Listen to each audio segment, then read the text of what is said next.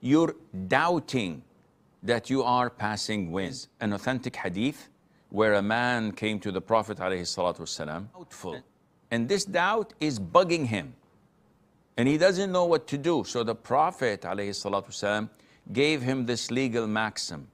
And he said to him, do not leave your prayer until you hear a sound, a popping sound of wind exiting Uranus, or you find an odor, an offensive smell.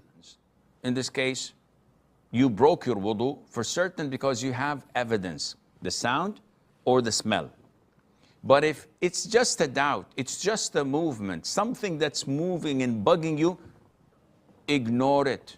Continue in your salah. This is shaitan messing up with your head, and Allah knows best.